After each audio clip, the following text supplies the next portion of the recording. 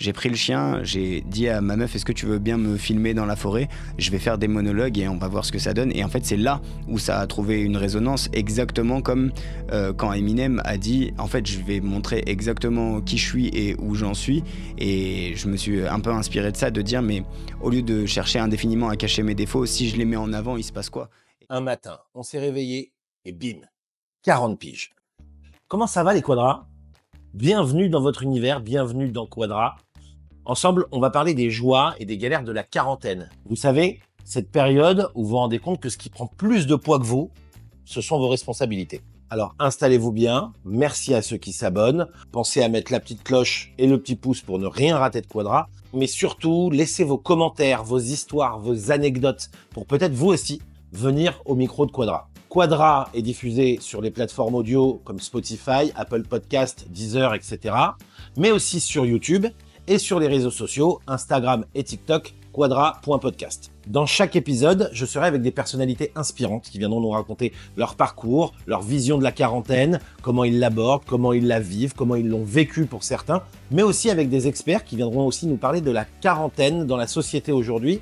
L'idée dans Quadra, c'est de traverser cette période de la quarantaine en vous apportant des tips, des témoignages, le tout dans le respect, la bienveillance, mais surtout la bonne humeur. Donc faites une pause dans le Quadra Univers, lâchez les biberons, lâchez les applis de rencontre et bienvenue dans Quadra.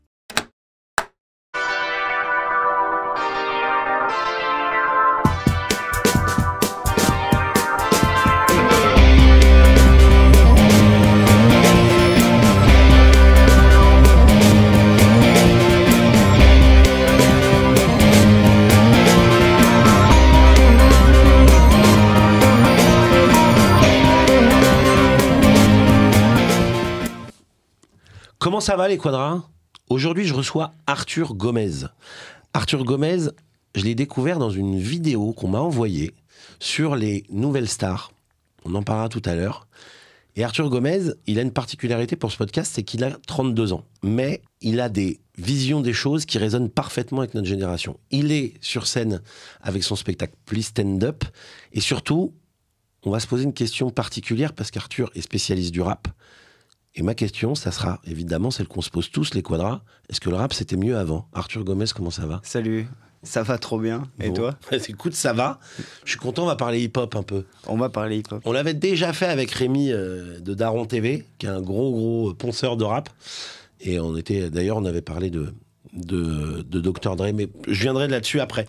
Du coup, Arthur, forcément, ma question, la fameuse, est-ce que le rap, c'était mieux avant? J'ai peur de répondre oui automatiquement, parce que moi, je me rappelle que quand nous, on écoutait du IAM et du Sniper, les plus vieux disaient déjà que c'était pas de la musique, c'est que c'était caricatural, alors qu'aujourd'hui, des morceaux comme Demain c'est loin, on les considère comme des bouts d'histoire de France en termes de littérature avec instru. C'est un chef-d'œuvre. Je crois que c'est même un des rares morceaux, j'avoue que je connais quasi par cœur. Bah ouais. Et pourtant, il fait 11 minutes. L'encre coule, le sang se répand, la feuille buvard absorbe cette émotion, cette image dans ma mémoire. Tu te rends compte de ça? Non, mais c'est évidemment. Ouais, et ben à l'époque, il y avait déjà des gens qui nous disaient c'est pas du vrai rap, c'est pas de la vraie écriture. Donc j'ai pas envie de tomber dans l'écueil facile de ma génération comprend mieux ce qu'est le bon, ce qu'est le beau. Je me garde toujours une part d'esprit pour dire qu'en fait, le rap actuel, c'est de la frappe atomique et je le comprendrai plus tard, où mes enfants trouveront le moyen de me l'expliquer. J'ai du mal avec cette phrase. Bah peut-être, on n'en sait rien, tu vois. S'il y a des gens qui ont trouvé le moyen de caricaturer Sniper, Lunatic, La Secret Connection, Fab, je veux dire, Fab, tu vois qui c'est, Fab? Bah oui, l'impertinent. Bah l'impertinent, il arrive sur Taratata et Nagui, ah oui, je me rappelle. Tu vois cette phase-là? Ouais, et aujourd'hui, c'est sûr que tu demandes à Nagui, il est en mode Fab, c'est incroyable. Donc il faut toujours garder une part de ça, voilà. Ouais. Mais c'est vrai, en fait, si tu veux, tu vois, on parle de texte, etc. C'est vrai qu'aujourd'hui, dans le rap... Alors après, évidemment, je vais faire le vieux con qui écoute que du rap conscient, ça limite. Mais aujourd'hui, dans les rappeurs d'aujourd'hui, pour moi, c'est de la variette sur des sons de rap parce que, pour moi, déjà, tu peux pas sortir autant de titres, mais tu vois, il y a autant de choses qui sortent et puis je trouve ça très redondant, très égo-trip, très... Là où il manque ce message essentiel qu'il y avait dans le rap. Alors, c'est vrai que maintenant, quand il pense, je repense à mon père qui me disait, mais c'est quoi ta musique pourrie, tu vois? Exactement. Je pense que c'est l'offre et la demande. Jul, il faut savoir qu'avant avant qu'il soit connu et plus que connu maintenant, parce qu'au bout d'un moment, quand tu fais le Stade de France et qu'il est plein à craquer, on peut commencer à dire que t'es connu. Ce qui n'est certes pas un gage de qualité, mais moi je me rappelle très bien que Jul, avant qu'il pète à la radio, à la télé ou quoi, on se faisait tourner des clés USB et des disques durs que lui-même vendait genre à la sauvette, et dessus il y avait des morceaux de 9 minutes où il rappe. Ouais. Jul, c'est pas un enfant de Crazy Frog. Jul, c'est un enfant de la Funky Family, du Raluciano, de mecs qui ont des sacrées plumes. C'est juste que Jul, il est arrivé à un moment où le rap à texte était devenu désuet et plus à la mode, et en fait il s'est juste adapté à force de faire 900 sons où il rappe de ouf, où il kick, où il fait des freestyles conscients machin et tout. Les gens le savent pas aujourd'hui, mais les gens qui suivent Jul depuis un moment, ils savent très bien que non seulement il rappe, et d'ailleurs on le voit quand il fait des freestyles à Skyrock, ça lui prend pendant 5 minutes, il éteint le studio, sauf que pendant les 5 minutes il faut se taper 45 minutes d'avant où effectivement t'as de la redondance, t'as des trucs, mais moi je salue la capacité d'adaptation. Ouais, après c'est vrai que bon, je dis ça parce que je connais pas trop. Mais tu vois, ça m'avait un peu surpris. Alors, je sais pas ce que tu vas en penser. J'avais un peu pensé ça aussi de Section d'Assaut. Putain, j'allais y venir, incroyable. Avant, parce que j'ai découvert Section d'Assaut comme tout le monde. Donc moi, c'était il y a peut-être 15 ans, tu vois. Je me rappelle, je travaillais sur le Tour de France, je découvre la chanson Désolé dans la voiture. Et je me dis, bon, c'est moyen, mais je vais aller. Et là, je me mets à regarder d'anciennes vidéos d'eux. Ouais, je me dis, ça tabasse. Mais ça reste quand même très clash, il me manque ce côté un peu conscient que j'aime bien. Mais après, c'est une histoire de goût aussi. Mais la question, c'est... en fait, ce rap conscient, il existe toujours aujourd'hui. La question, c'est sur quoi est-ce qu'on met la lumière. En fait, la question, c'est pas le résultat de la formule, c'est comment trouver la formule. T'as tes armes, t'as ton public, t'as ton audience, mais eux, leur objectif, c'est de remplir des stades et tout. Et à terme, ils l'ont fait. On va pas se mentir, il y a aussi l'envie de gagner de la thune avec ta musique, etc. Ouais, mais Gims, même à l'époque, tu sais, il y avait des freestyles et tout. D'un coup, il se mettait à chanter. C'était évidemment du talent. C'était évidemment impressionnant. Le mec, il enchaîne, il fait des fast-loads, des blablabla, et d'un coup, et on est tous en mode, waouh, mais qui c'est ce gars? Jusqu'à ce qu'il ait dû trouver le compromis. Je pense pas qu'il s'est compromis lui. Je pense qu'il a dû compromettre une partie de son art pour la rendre accessible à plus de gens. Moi, je suis pas du tout dans le délire les ventes, faut pas les prendre en compte. Je pense qu'il faut qu'on fasse Oui, bien sûr. Faut qu'on fasse le deuil de ça en France. D'ailleurs, Gims, j'ai vu qu'il avait liké 2-3 de tes posts sur Insta. Ça a dû te foutre un peu une claque. C'est irréel. Pour moi, c'est irréel. Disons que le Gims de maintenant, il me touche. Il me fait danser et tout en soirée avec Spider et tout. Mais le Gims de l'époque, pour moi, il y a des espèces de ponts qui se font entre mon enfance, mon adolescence et aujourd'hui. Et je suis en mode, mais qu'est-ce qui se passe, quoi? Mais justement, tu vois, tu me parles de ton enfance et on parle du rap d'avant. Pour l'instant, on commence un peu sur le rap. Après, on partira sur tout le reste. Pardon si je m'étale un peu. Non, mais justement, tu es là pour ça. Donc, au contraire. Toi, le rap, donc, on parle après de comment tu le découvres, quand tu parles d'Eminem, etc.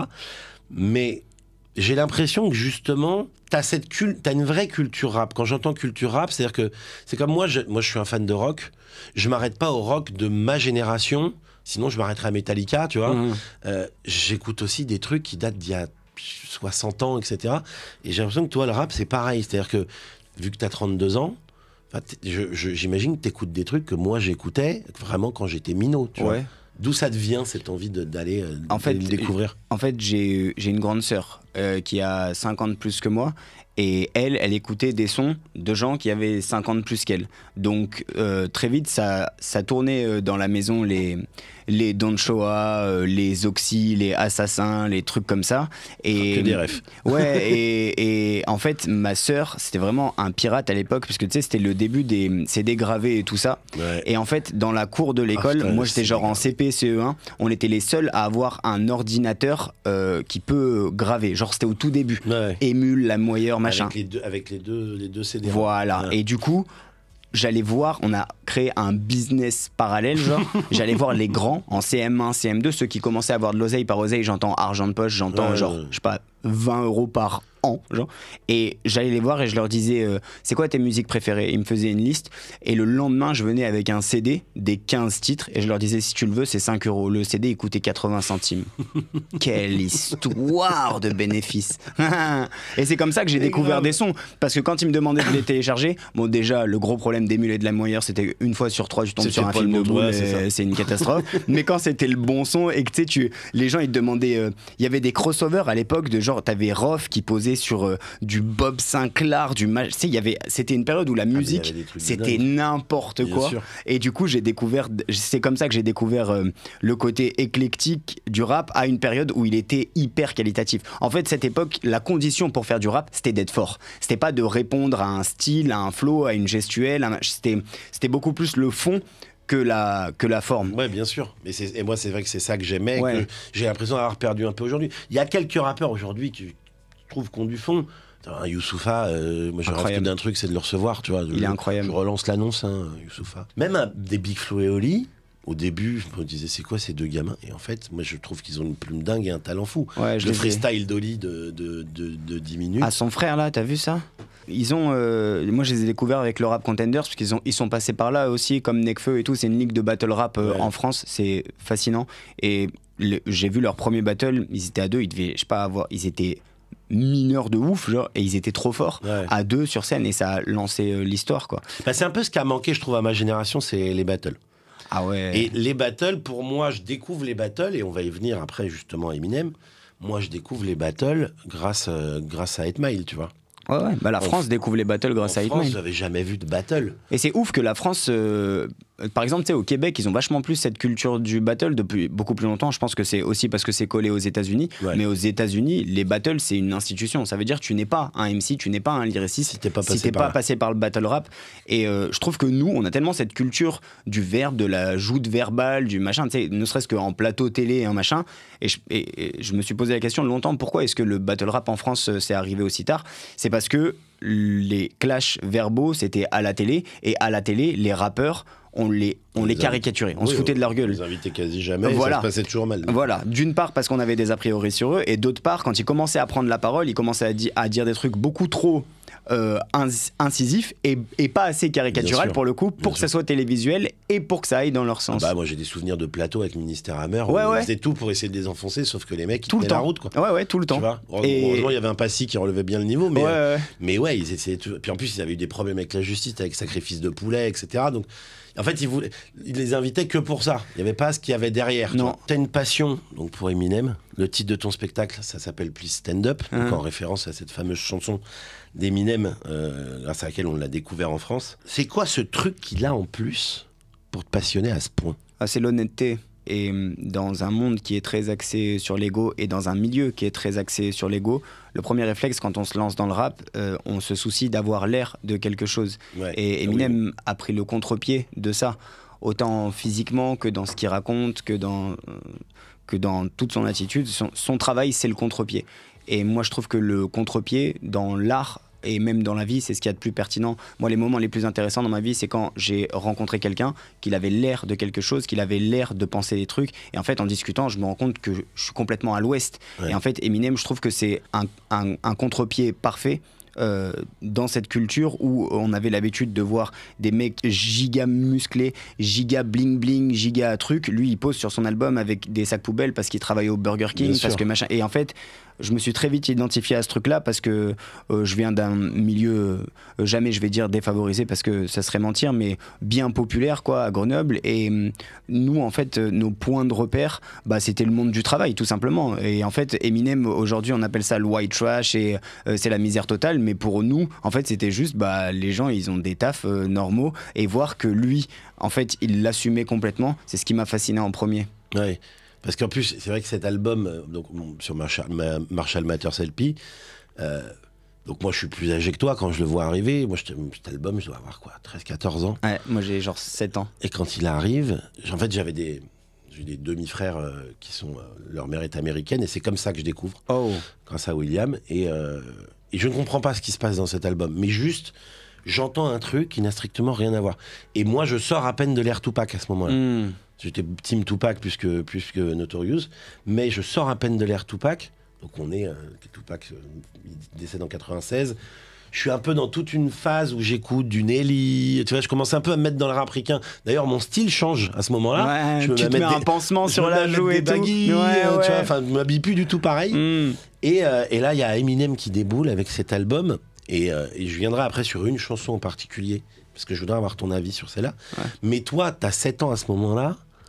Qu'est-ce qui se passe quand tu découvres cet album? Le truc, c'est que j'en parle dans le spectacle. Le choc vient plus du fait que je vois que le gars est malade, pas dans le sens malade rigolo. Je vois bien qu'il y a quelque chose qui va pas, je le décèle très vite. Je sais pas pourquoi, alors que je suis un enfant, tu sais. Et en fait, je capte l'œil du gars au milieu de toute cette mise en scène et de toutes les injonctions à être soit drôle, soit viril, soit méchant, soit truc. Je vois que le gars, il a un problème avec les mots et ça se voit dans le débit aussi, tu Bien vois. sûr. Au-delà du fast flow, tu sens bien qu'il y a des degrés de travail et d'implication qui tendent plus vers le problème que la solution. Et quand je vois la qualité de l'enchaînement, et je capte rien de ce qui se raconte, mais mon cerveau, tu sais, il y a la mesure, il y a les rimes, et il y a le fait que lui, il tombe exactement à chaque fois la première. C'est ça qui est et en fou. fait, ça, le cerveau, il Il n'y le a jamais capte. un offbeat avec lui. Voilà, peu importe si tu parles anglais ou pas, le cerveau il capte les carrés qui rentrent dans les carrés.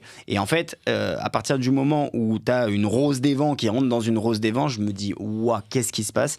Et surtout au regard de ce que moi j'avais dans la tête, parce que petit j'avais beaucoup de pensées dans la tête et c'est pas que j'en souffrais, mais du coup je pouvais me retrouver au milieu de groupes d'enfants et être que dans mes pensées et du coup ça me valait parfois une certaine exclusion. Parfois à l'inverse j'étais très avenant avec des groupes d'enfants et ils comprenaient pas pourquoi. J'avais vraiment cette curiosité de l'autre, des gens et tout. Et en fait là c'est comme si j'avais trouvé un espèce de grand frère, une espèce de figure paternelle qui me disait c'est ok d'être anormal. Et ça m'a touché de très près parce que je me suis dit, je passais mon temps à me demander qu'est-ce qui va pas chez moi et au bout d'un moment je me suis dit mais il y a quelqu'un qui est en train de transformer la merde en or, qui est en train d'en faire quelque chose de beau et qui plaît aux gens. Et après, quand plus tard, je vois le Up in Smoke Tour et je vois Eminem qui D'ailleurs, t'as vu qu'ils le refont. Ouais. Enfin, il y a des rumeurs, c'est pas signé, mais quand je vois que le même gars, que je me disais, ouais, c'est juste un gars qui parle vite, bah il y a des meufs qui leur montrent leur sein juste parce qu'ils parlent vite. Je me dis, mais qu'est-ce qui se passe dans le monde, en fait? Ouais. Tu vois ce que je veux dire? Ah, mais complètement, parce que moi, ça, c'est une vraie période qui m'a marqué. Avec Rémi, justement, on en parlait. Lui, son album qui l'a chamboulé, c'est Chronicle. Ouais, 2001. Tu vois, évidemment. Parce que, oui, c'est au moment où Dre arrive avec cette espèce enfin, les de chroniques, Nice. c'est le blanc, là. Non, celui où il y a Still Dre, etc. Ouais, voilà, c'est 2001, ça, ouais. Ouais, 2001. Ouais. Au moment où cet album arrive, c'est vrai que t'as une comète qui vient de se poser sur la Terre, quoi. Et Eminem, Et derrière, sur, Eminem suit. il y a Nowadays, everybody wanna talk like they got something to say. Ce couplet-là, Mais bien ce sûr. refrain, on était tous, mais qu'est-ce qui se passe? Mais c'est marrant parce que quand tu parles d'Eminem, on dirait que tu parles d'un mec de ta famille. Ouais, enfin, moi, comment dire, le truc qui me touche profondément chez Eminem, c'est vraiment le rapport aux mots et à la gestion du mental. En fait, c'est des trucs où je me suis intéressé bien plus tard. Ben, disons que je viens d'une famille pied noir, espagnole, et que le mental, on en parlera après manger et après le travail, quoi. Et en fait, moi, j'en souffrais beaucoup et je me trouvais un peu faible d'avoir des questions d'ordre d'organisation des idées. Et en fait, comme j'ai eu la preuve que déjà j'étais pas tout seul et qu'en plus ça pouvait servir à quelque chose, je me suis vraiment identifié à ce travail-là, ce travail de texte et de rimes et de machin, beaucoup plus qu'au personnage en lui-même, parce que j'ai compris en grandissant qu'il y avait des maisons de disques, qu'il y avait des producteurs, qu'il y avait des majors, mais ce que je respecte par-dessus tout, c'est la capacité de travail autour de quelque chose qui n'est pas, en tout cas dans mon éducation, c'est pas du travail. Prendre un stylo et écrire, c'est loin d'être du travail. Quelque chose pour lequel on te rémunère à la fin. Donc c'est vraiment en ça que, non, je le prends pas pour un membre de ma famille, mais par contre, cette valeur du travail chez Eminem, tu l'appelles pour un couplet et il te sort une tronçonneuse. Moi, ça me fascine. Tu vois, justement, et c'est là où j'y viens à ce morceau qui prête à polémique, et surtout aujourd'hui dans l'ère dans laquelle on vit, c'est Kim. Moi, j'ai une passion pour ce morceau. Ah ouais. Il est très particulier. Pour rappeler le truc, en fait, Eminem raconte qu'il tue sa femme parce qu'elle le trompe. Et c'est-à-dire que c'est entre du rap et un film. Et enfin, tout est hallucinant dans ce morceau. Et c'est bon. Je sais pas comment on peut l'analyser, mais pour moi, c'est le seul que j'ai vu être capable voilà, de faire des chansons ou des morceaux où il rappe aussi bien qu'il image. Enfin, tu vois. Ouais, c'est un acteur de ouf. Hein. Voilà, c'est ça. Il concrétise quelque chose rien qu'en chantant le truc. Il te raconte une histoire. Ouais, ce morceau, moi aussi, je me le suis pris petit. J'ai eu la chance de me le prendre petit parce que je pense que je l'aurais pris adulte, ça aurait été très différent. Ouais. Mais ma mère a fait un travail de ouf par rapport à ça, dans le sens où c'était une injonction d'écouter tout ce qu'on voulait en termes de musique. Ouais. Je pense que ça vient du fait qu'elle est auxiliaire puéricultrice et qu'elle a bien vite fait le bilan à force de garder des enfants à Grenoble, de quartier en quartier. En fait, le rempart à la violence physique, c'est l'expression de la violence artistique. Et du coup, très jeune, c'était genre, chez moi, c'était autorisé, genre les enfants du quartier venaient chez moi pour qu'on écoute toutes sortes de musique. Et du coup, je me prends ce morceau-là. Qui est très violent, on va pas se mentir, pour ceux qui ne connaissent pas. C'est ultra violent, mais au début, tu sais, il commence avec une voix toute douce. Yesterday I changed your diapers, right to apologize you. Et moi, c'est ça qui m'a choqué, c'est qu'au début du morceau, en fait, il parle à sa fille. Ouais. Et en fait, moi, c'est cette dimension-là qui m'a traumatisé dans le morceau, parce que j'allais sur lacoccinelle.net à l'époque, c'était le site de traduction des paroles. Et en fait, j'ai capté que la fille, elle assistait à ça, ouais. À travers un mur, tu vois, comme moi, j'assistais à mes parents qui se disputaient à travers un mur. Et moi, c'est vraiment cette truc-là du mur, comment dire, de l'oreille sur le mur, où je me suis dit, waouh, je pensais que à Hailey, en fait, je pensais que à la petite, ouais. Entre guillemets, je pensais à moi, tu vois ce que je veux dire, parce qu'on avait sensiblement le même âge. Et le fait que, moi, il y a plusieurs choses autour de ce morceau. Oui, c'est une prouesse technique de ouf, de mêler le rap, les rimes à l'incarnation théâtrale, parce que littéralement c'est théâtral. Faut quand même y aller, de rentrer dans une cabine alors que t'as Dr. Dre qui te regarde et de dire You were supposed to love me, ouais. Now bleed, bitch, bleed. Et tu finis par l'étrangler, donc et qu'on l'entend. Et lui-même, il fait les bruits de strangulation. En fait, il y a rien qui me dérange dans ce morceau à part le fait qu'il donne le nom de sa femme, ouais. Et qu'il la mette dans l'espace public. Mais ça, c'est un recul que j'ai aujourd'hui. À l'époque, j'étais juste en mode voilà, vous vous rendez compte à quel point il est trop fort et à quel point Kim machin. En fait, quand on se rend compte que Kim, c'est une personne à part entière, avec des gens qui gravitent autour d'elle, des frères, des pères, des mères, des trucs. Ouais, en fait, là, je me suis dit, waouh, ok, c'est peut-être stylé, et je pense pas qu'il faille l'interdire au sens large, mais moi, je suis pas tombé en amour de ce morceau, ouais. Comme d'autres sont tombés. Mais j'étais que en mode, bon, ok, il se passe ça dans ce morceau. Déjà, c'est pas fait pour moi. À cet âge-là, j'étais en mode, je vais jamais comprendre. 7 ans, déjà, moi, je te dis, à 14 ans, il m'avait choqué. C'est un peu, mais en ouais. fait, quand je dis que j'aime ce morceau, j'aime ce morceau aussi bien que je le déteste. Ouais, c'est ça. En fait, c'est la prouesse ouais. du truc, parce que tu le verrais dans un film, ça te choquerait pas, c'est la scène d'un film. Ouais. Là, faut se dire qu'en gros, il joue une scène de film. Il l'a jamais tué Kim, hein. Non. Il l'a jamais tué du tout. Non, mais il a quand même mis un coup de crosse au mec qu'elle était en train d'embrasser, et il y a de la violence entre eux. Ouais. Voilà, on sait pas tout non plus, je pense. Il écrit bien, mais ça reste un être humain. Donc, moi, je peux jamais prendre les patins d'un gars parce que j'aime bien son art dans sa vie. La question, c'est juste, en termes artistiques, oui, c'était un truc de ouf, mais ça m'arrive jamais. Je suis sur mon scooter ou je suis en voiture, je me dis, allez, je vais m'écouter un bon Kim. Tu sais que quand je suis en voiture. Ah ouais, tu te le mets? Non, ouais. Quand dans ma playlist il y a Kim qui passe, j'ai les fenêtres ouvertes, je la change. Ben ouais, je la mets pas. Ouais. Je la mets pas parce mais que ça reste un. Mais on a besoin de ça. Et s'il devait rester un seul morceau? Mockingbird. Bravo. Moi, ça, il y a Renegade. Ouais, Renegade. Il est plus commercial, mais j'aime bien. Renegade, c'est un truc de ouf, hein, ce qu'il a fait avec Jay-Z. Ouais. Puis j'aime bien, je sais pas si t'as déjà vu le live où ils sont à New York, ils chantent sur un toit. Bien sûr. Ouais. Et t'as que des bobolandes. Hein. C'est pas du tout le vrai public de rap. Non. Et il y a un côté de leur part de regarder où nous on est, regardez ce qu'on vous fait comme show. Ouais. Ah, c'est vous qui êtes en train de kiffer là, tu vois. Mais ouais, Jay-Z, c'est au moment où il accepte le feat. Enfin, à la base, c'est un morceau de Eminem qu'il a fait avec Royce da 5'9" qui lui appartient. Jay lui dit ok, je te propose un feat, sachant que Jay-Z n'avait pas besoin de l'exposition d'Eminem parce que Jay-Z c'est Jay-Z, mais il lui dit je te propose un feat en sachant très bien que Eminem, quand il rentre sur un featuring avec un artiste, c'est pour ouvrir l'artiste. Il est en mode bagarre, tu vois ce que je veux dire. Donc du coup, il dit ok, on fait ça, sauf que moi, je veux ton morceau sur mon album, donc de Blueprint. Donc en fait, Jay-Z, à partir du moment où il rentre en cabine, il a déjà gagné parce que toute la SACEM, entre guillemets, je sais pas comment ils appellent ça là-bas, mais c'est pour lui. Ouais. Sauf que Eminem, il fait un taf de légende il est dessus. magnifique. Mais Mockingbird, pourquoi? Parce que en fait, mes parents ont divorcé et tout, et c'est ma sœur qui m'a fait découvrir Eminem avec un DVD des Energy Music Awards. Aujourd'hui, c'est devenu une cérémonie que les gens considèrent ringarde, mais à l'époque, c'était capital parce qu'on avait en avance les 4-5 clips venus des États-Unis. Enfin, en avance, genre 2 ans en retard, mais voilà. À l'époque, c'était en avance. Et du coup, au moment du divorce, c'est la période Eminem Show encore. Et donc, il y a Mockingbird, il me semble, ou je sais plus si c'est Curtain Call ou quoi, mais bref, un des best-of d'Eminem. Il y a Mockingbird dessus. Et donc, elle m'a écrit plus ou moins une lettre parce qu'elle partait habiter chez mon père, elle. Et moi, ma sœur, c'était vraiment un point de repère dans le sens où elle a 50 plus que moi, mais elle est surtout beaucoup plus courageuse, en fait. Et du coup, la vie pour moi ça se résumait vraiment à attendre que ma sœur fasse des mauvais choix, des mauvaises expériences, qu'elle me fasse le bilan et ensuite que moi j'avance tranquille. Et le fait qu'elle parte, pour moi c'était vraiment un déchirement. Et elle m'a écrit une lettre et à la fin elle me disait il faut que tu écoutes Mockingbird, c'est le nouveau son de Eminem. Et évidemment je commençais à un peu mieux comprendre l'anglais et tout ça, et ça parle que de ça en fait, des parents qui font des sacrifices pour les enfants, des parents qui s'entendent pas mais qui essayent de faire en sorte que ça se passe.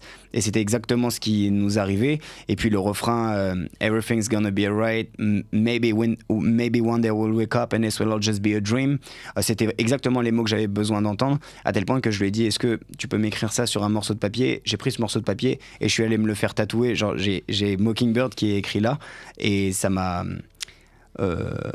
ce morceau particulièrement m'a beaucoup aidé. Ouais. On va lâcher le rap. Tu fais des vidéos donc sur Insta, comme je l'ai dit dans l'intro. Moi, c'est comme ça que je t'ai découvert. C'est une amie, Emmanuelle, qui m'a envoyé. Merci Emmanuel. Elle sera très contente qu'on parle d'elle. Donc beaucoup de vidéos sur Insta, notamment avec Pistache dans les bois. Pistache, c'est ton chien, ouais. Chien. C'est une chienne. C'est une chienne qui mange des merdes. J'invite donc les gens à les regarder. Ça. Ton humour, parce que c'est quand même une grosse satire de la société, tes vidéos sur Insta. Ça a parfois un parfum d'époque, je trouve. Moi, ça me parle beaucoup parce que il y a un côté je taquine, des espèces de trucs qui aujourd'hui semblent normales alors que ils le sont pas forcément. Est-ce que t'as pas peur de passer parfois pour un vieux râleur avant l'âge? J'ai fait le deuil de faire l'unanimité, et en fait sur le fait de se tourner vers l'humour, ça vient du fait que le rap ça a pas marché pour moi. J'ai longtemps essayé de faire du rap et tout, et je me rendais bien compte, parce que je suis un amateur de rap, que c'était pas éclaté ce que je faisais, mais c'était pas du niveau que je voulais faire, tu vois. Ouais. En fait je ferais jamais partie des gens qui arrivent à faire un truc moyen et qui le poussent jusqu'à ce que les gens finissent par leur dire bon bah écoute c'est super ce que tu fais. En fait j'ai mis énormément d'amour et de travail là-dedans, mais une fois que j'ai compris que ça marchait pas, je me suis dit ok, je vais me servir de cet échec, de ce que j'ai appris en travaillant le rythme, le débit, les métaphores, les trucs, l'angle en fait. Et comme pour moi le rap qui vaut quelque chose, c'est un rap qui attaque, même si c'est gentillet, tu vois, je me suis dit il faut absolument que je transpose ça à l'humour, et c'est de là qu'est venu l'humour. En fait le fait que je me balade dans la forêt avec mon chien, c'est juste une image de ce qui m'arrive dans la vie en fait. Je suis monté à Paris pour faire les cours Florent il y a 10 ans, dans ma tête il y a 9 ans je perçais.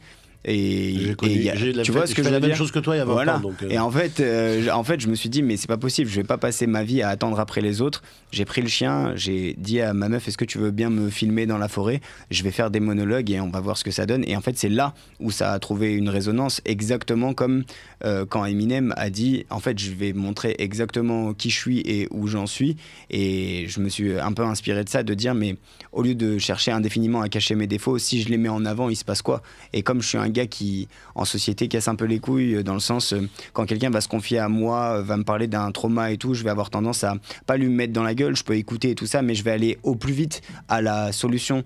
Je prends finalement très peu de pincettes, plus j'aime les gens et moins je me montre consensuel avec eux. Et en fait je me suis dit arrête de blesser les gens, fais-les rire. Et donc il y a Molo le Karma, les nouveaux vieux, les propriétaires de Malinois, le microdosing que j'ai découvert que le terme, mais en fait j'ai vu ça malheureusement beaucoup de fois. Je me suis dans le tu sais boulot. qu'il y a des gens genre les trucs que tu cites là, c'est genre je me prends des Bah, insultes. en fait, c'est ça que j'allais te dire, c'est parce qu'il y a les hypersensibles. En fait, tous les trucs qu'aujourd'hui on met un peu trop à la mode et on en use et on en abuse, t'arrives à t'en moquer. Donc j'imagine que tu le penses, tu te transformes en humour. Mais justement, j'allais te dire, mais tu dois te prendre des sauts de merde de temps en temps, quoi. Ouais, souvent. Ouais, mais en fait, moi, quand j'ai commencé à faire de l'humour, je me suis dit, Arthur, fais un truc, tape au milieu de rien. Sois le plus arrondi possible, parce que ça me saoule, en fait, cette espèce de croyance qu'entretiennent une partie des comiques aujourd'hui, que c'est à eux que revient la charge de sauver l'univers. En fait, la charge qui leur revient à eux, c'est de nous faire rire. Je leur dis pas ce qu'ils doivent faire ou ce qu'ils doivent penser. Sûr. Juste, c'est mon point de vue en tant que mec qui consomme l'humour, tu vois ce que je veux dire.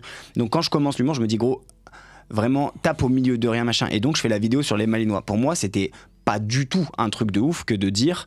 Je prends mon chien dans les bras quand je vois un malinois, parce que c'est pas une idée que je me suis fait, c'est que j'ai promené mon chien dans les bois et qu'il y a des malinois avec des incisives et des canines de genre 13 cm qui l'ont pris dans la gueule. Ouais. Du coup, c'est un réflexe humain. Moi, j'assume d'avoir peur, je le sais que j'ai peur. Mais quand les propriétaires de malinois, ils te disent c'est pas comme ça que en gros machin, et que tu marches 20 mètres plus loin et t'as un chien qui a un œil en moins, une oreille en moins, et tu te dis mais qu'est-ce qui s'est passé? Bah il était avec le malinois justement. J'ai dit bon bah d'accord, en fait je vais, pardon de tirer des conclusions, mais il y a beaucoup de, en fait les trucs que j'attaque en vrai de vrai, c'est des questionnements qui font vachement partie de ma vie. Genre j'ai fait une vidéo sur les accords Toltec, moi pendant genre peut-être 4-5 ans, je jurais que par ça. Ouais. Mais j'étais relou. Ça veut dire que tu peux pas me parler sans que dans ma tête je dis ok, alors quel accord il respecte, quel accord il respecte pas. Ensuite je tombais dans le moment présent, ensuite je suis tombé dans tout ce que je ris aujourd'hui. Il y a aucun truc que j'ai pas de près ou de loin un peu traversé, tu vois. Bali, c'est parce que ma sœur elle est partie à Bali. Je fais jamais les choses gratuitement. En fait, quand je me moque de certains trucs, c'est soit des trucs qui m'ont touché, soit des trucs que moi-même je partage. Et en fait, j'essaye in fine de me moquer de moi, quoi. Bah ouais, on le voit un peu. En fait, quand tu fais les hypersensibles, tu vois. Parce que j'invite les gens à regarder cette vidéo sur Molo les hypersensibles, parce que c'est vrai que maintenant, moindre truc, t'es hypersensible. Ouais. Il y a ce côté où tu te moques et c'est drôle. Et en même temps, là, plus je parle avec toi, plus je me dis, est-ce qu'il l'est pas un peu, tu vois? Donc je trouve ça bien d'avoir ce recul suffisant pour pouvoir te moquer d'une situation. Alors après, oui, il y a aussi des choses exagérées où justement tu vas taper dessus. Et moi, c'est comme ça que je t'ai découvert avec la vidéo sur les nouvelles stars, en gros, sur les Billie Eilish, etc. Ouais. Mais tu vois, Billie Eilish, je suis grave fan de Billie Eilish. Mais jamais je me suis dit... Mais ton constat, il est vrai. Ouais. Dit. Mais elle chuchote de ouf. Mais bien sûr. Tu l'as déjà entendu chanter, genre. Elle chante incroyablement bien. Pourquoi sur 4 minutes de chanson, tu chuchotes pendant 3 minutes 50? Moi, c'est parce que je la kiffe que je me permets de dire ça. Mais il y a des gens... En fait, le gros problème d'aujourd'hui, c'est que les gens, on a tous le droit de donner notre avis et de fait, comme on habite dans notre propre tête, on part du principe que notre avis, c'est le bon. Du coup, quand on a un avis qui est à l'opposé et qui souligne, qui grossit le trait de l'opposé, parce que c'est ça l'humour à la base, c'est entendre des trucs qu'on n'a pas l'habitude d'entendre d'une manière plus ou moins affirmative et on se dit ah, en fait ça crée un bug interne et à la fin bon je sais pas quoi faire, du coup je vais rigoler, d'accord. Sauf que quand les gens ils sont chez eux, ils mûrissent cette truc là et en fait au bout d'un moment ils viennent sur la truc et ils disent non mais comment tu peux dire ça machin et tout. Mais oui, c'est un constat que je fais. En fait avant j'ai le sentiment que pour être une star fallait être fort de ouf. Michael Jackson, il était fort de ouf. Tyson, il était fort de ouf. Tous les mecs qui gravitaient autour de ces mecs-là, c'était pas des stars. Nous, on s'en foutait. On en avait 5. On avait un top 5, genre. On avait, je sais pas, Céline Dion, on avait Balavoine, on avait Goldman, on avait Eminem, 50 Cent. En fait, on avait que des pointures dans leur domaine. Et c'est ça qu'on attendait des stars. Et c'est en ça que nous, la voltaille, on leur pardonnait d'être des stars. Parce qu'en fait, ils avaient un niveau... Et ils mettaient un travail que nous, on ne pouvait pas fournir. Oui. Et maintenant, j'ai l'impression que c'est l'inverse. C'est-à-dire que moins tu fais un travail qui est évidemment le fruit de souffrance, de répétition et de, tu sais, comme l'étymologie du mot, quoi. Il y a un truc dans le travail, c'est genre labeur, souffrance, machin. Et ben moins t'es ça, et plus c'est stylé. Et en fait, c'est de ça que je me moque. Parler du fait que... certaines personnes peuvent se sentir offensées, etc. Est-ce que tu trouves que, vu que, comme tu dis, tu tapes où tu as envie de taper, et évidemment, j'imagine que tu te prends des sauts sur la tête, etc., dans les commentaires, tout ça, mais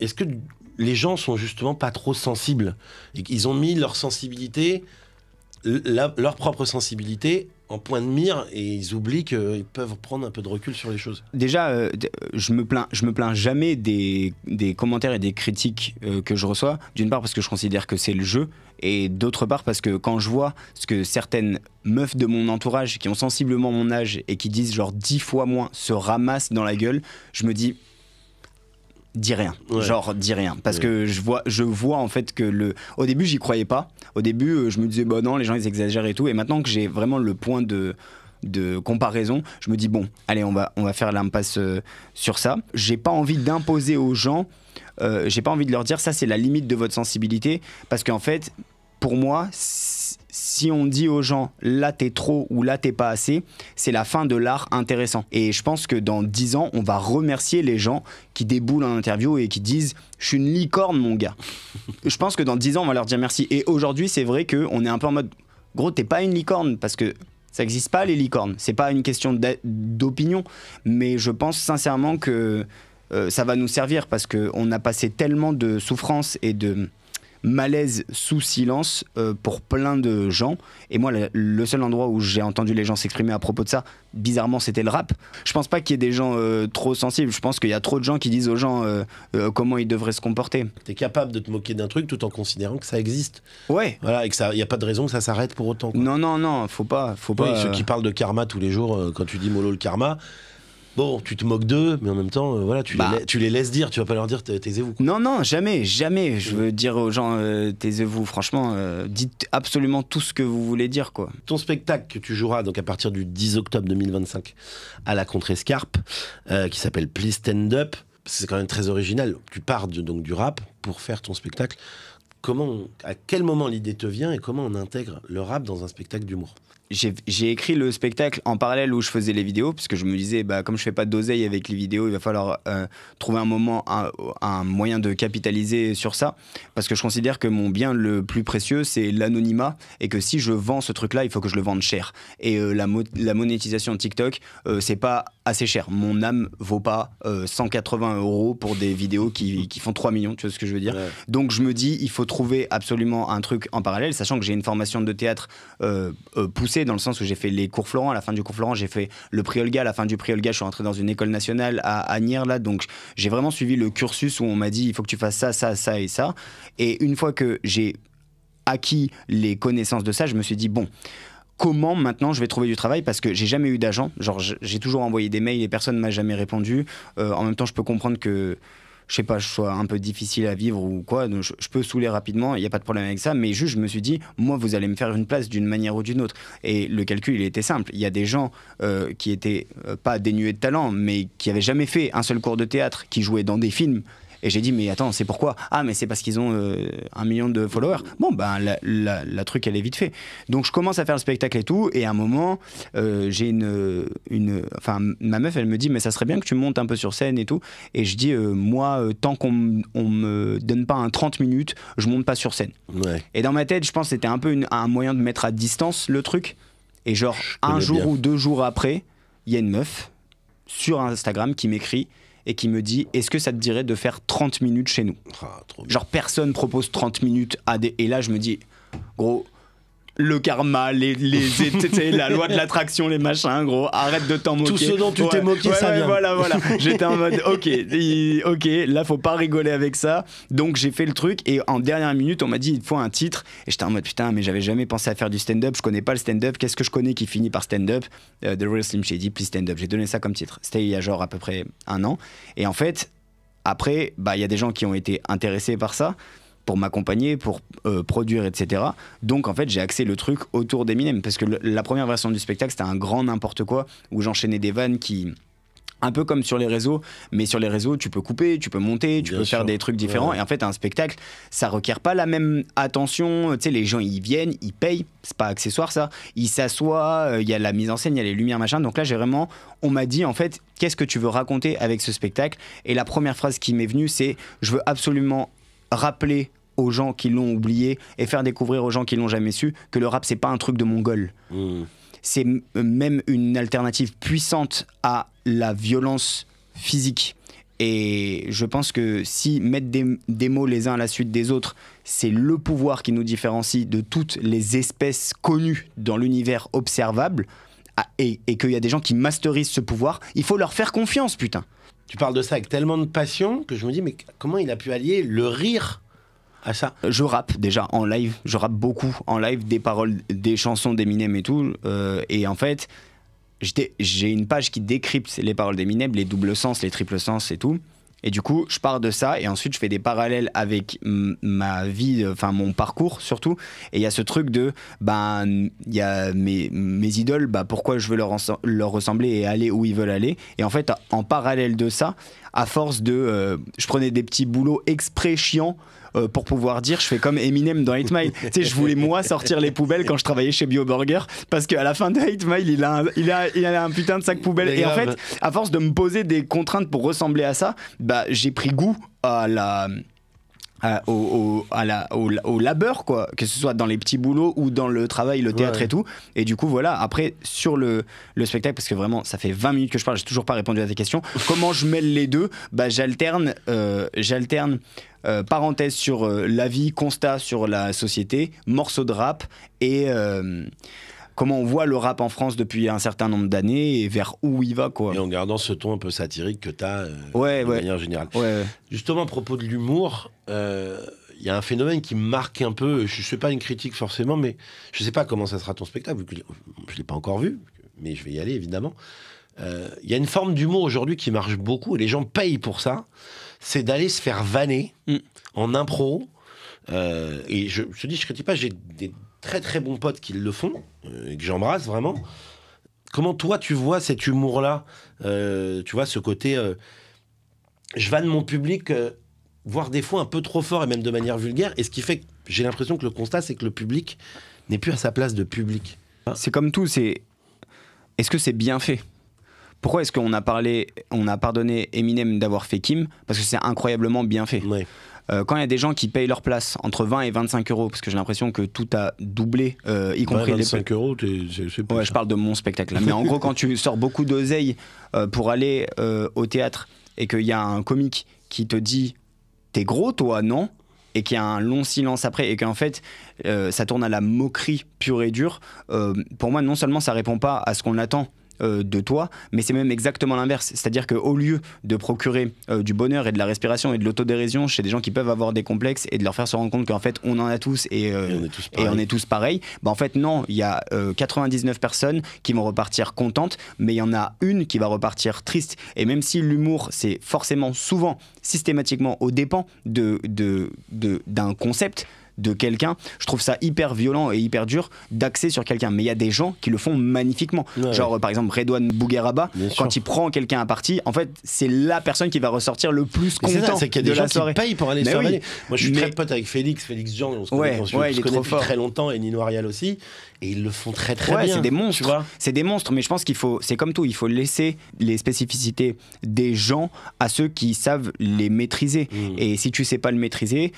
laisse les gens tranquilles et essaye de nous raconter une histoire. Moi, c'est ce que j'ai décidé de faire, précisément parce que je me vois pas du tout arriver dans une salle de théâtre et demander aux gens est-ce que vous allez coucher ensemble ce soir, et rire si la meuf elle a friendzoné le gars, en fait. En fait, je considère que non, c'est pas mon devoir. Donc autant pas je saurais pas, en fait, je saurais pas trouver la subtilité dans cette situation, parce que je vais éprouver tout de suite la violence de cette situation, et même si elle est inversée, tu sais, je vois plein de vidéos où genre il y a un gars, il est dans le public et puis il y a sa femme dans le public, et d'un coup il y a une tierce personne qui se lève et en fait c'est l'amante du gars et qui dit ah mais je t'ai vu jeudi. Moi il se passe ça devant WAM, mais je m'effondre. On va pas passer un bon moment du tout, tu vois. Et eux, ils ont la science de faire ça. En fait, j'ai l'impression que toutes les subtilités qu'avaient nos grands comiques en France, Desproges, Coluche, Jamel, en fait, tous les gens qui ont révolutionné à un moment ou à un autre l'humour en France, ils ont pris une de leurs caractéristiques et ils en ont fait une branche d'humour. Comme si on divisait le truc, au lieu de juste planter une graine et attends que l'arbre il Ouais, bien pousse. sûr. Tu vois ce que je veux Oui, dire? donc c'est une certaine évolution de l'humour que des mecs ont su mettre en avant, quoi. Mais Bah, parce qu'ils le maîtrisent, comme tu dis. Il y en a qui le maîtrisent de ouf, Ah oui, mais, bien mais sûr. c'est le fruit, disons, c'est le fruit. Le reste de la branche, il me pète les. Ouais. Tu vois? Parce que, c'est ce que je disais, parfois il y a des publics qui prennent beaucoup trop d'aise et qui vont beaucoup trop loin. Ben, franchement, ouais, Tu moi vois je. même des artistes pourtant qui sont habitués à la vanne, tu sens que même eux se disent attends, soit tu sais prendre le contre-pied, soit ça part en cacahuète. Quoi. Donc t'as 32 ans comme je disais. 31. 31 pardon. C'est pas grave. 31 ans pardon. Il y a la quarantaine qui va approcher à un moment donné. Comment tu l'aperçois, toi, cette étape de vie de la quarantaine? Comment je l'aperçois? Je trouve pas que la vie passe doucement. Ouais. Donc comment dire, j'ai jamais ce truc de oh putain j'ai 30 ans, oh putain j'ai 20 ans, oh putain j'ai 15 ans. J'ai jamais ressenti ça. Ouais. Genre, je trouve que les jours sont longs, que les nuits sont longues, que les semaines sont longues. Et en fait, la quarantaine, c'est pas que j'ai hâte qu'elle arrive, mais disons qu'elle va me tomber dessus comme les 30 ans me sont tombés dessus.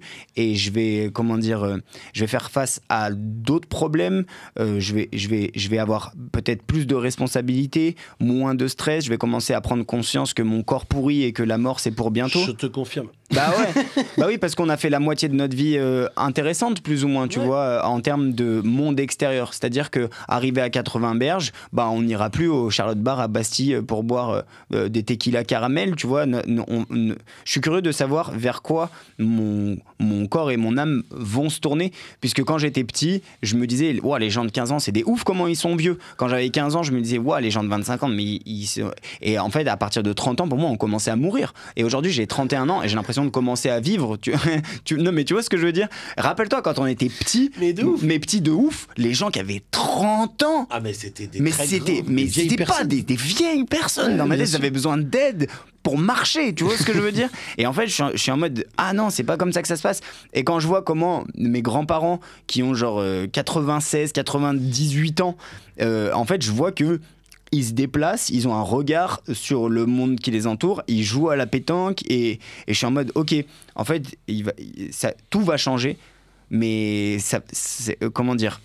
Il y a une intelligence, je sais pas si c'est celle de l'univers, du karma ou de je sais pas quoi, mais qui va faire le taf à ma place d'accepter ce truc-là. Tout ce que je sais, c'est que plus je lutte et plus je vais devenir dingue. Parce qu'il y a eu des moments où j'ai lutté contre le réel dans ma vie et ça m'a valu des dépressions, mais de fou en fait. Ouais. Et je m'apprête juste à dire ok, je m'apprête pas à savoir ce qui va se passer parce que ça va être fatalement un choc. D'accord, ok.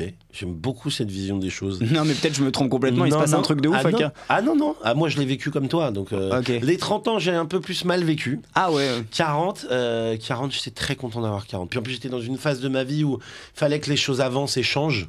Et en fait, 40, ça a été, d'où Quadra d'ailleurs, ça a été c'est un ça. espèce de déclic pour moi de allez bien, ça se décide. Et maintenant, tu vas te foutre des coups de pied au cul. Est-ce que tu as des fiertés? Je suis fier de pas avoir abandonné quand j'avais des raisons d'abandonner tout ce truc de partager le rire, les mots et les trucs. En fait, c'est tellement absurde comme rêve que j'avais vraiment une partie de moi qui disait mais viens, on retourne travailler en tant que boulanger à Monoprix, on était bien. Et je suis fier de ne pas avoir écouté cette voix-là. Ça, c'est vraiment une chose dont je suis fier. Le reste, j'ai tellement été accompagné par une famille aimante et encourageante que c'est pas de mon fait. Donc pas de regrets. Et les regrets, évidemment, il y a des trucs, je me dis, qu'est-ce qui se serait passé si j'avais fait ça, si j'avais dit ça? C'est surtout par rapport aux mots. Moi, j'ai vraiment un problème avec ça. Je me dis, putain, si j'avais dit ça, peut-être que ça se serait passé différemment. Mais en même temps, aujourd'hui, j'ai tué personne. Je paye mon loyer. Je suis entouré de gens que j'aime.